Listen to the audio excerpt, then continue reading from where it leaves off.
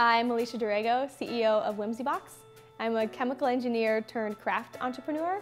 So I studied chemical engineering in college. I went to Northwestern University, and I worked in Chicago for 8 years as a process engineer. And about 3 years ago, my husband and I moved down to Houston for his job. And I got down here and I thought, well, that's a really good place to be a chemical engineer because of all the oil and gas. And then we got down here, I was like, thing is, I don't want to be a chemical engineer anymore.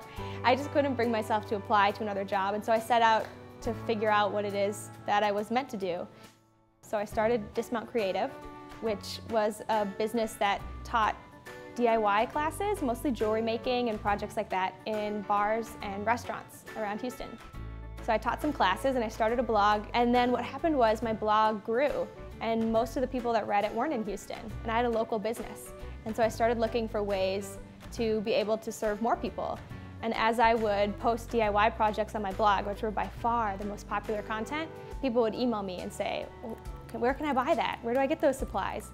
And I had to say, like, I don't know, like, go to your local craft store and find them. And I thought, that's crazy.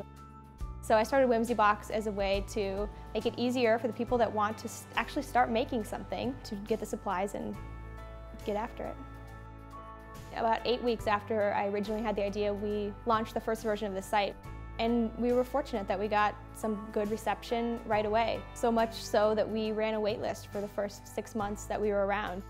Every single one of those boxes was packed here in my house with the help of friends and family that I would invite over for a party and ply with mimosas and lunch and get them to help pack boxes.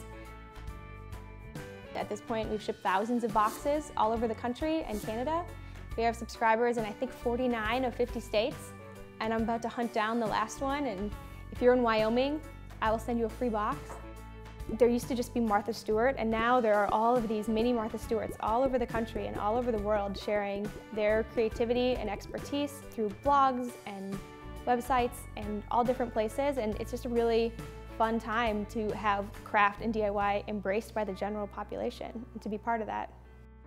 It's very easy to suddenly band together into this tribe and feel like you know people because you have just these things in common with them that maybe you don't or would not have otherwise met in your life.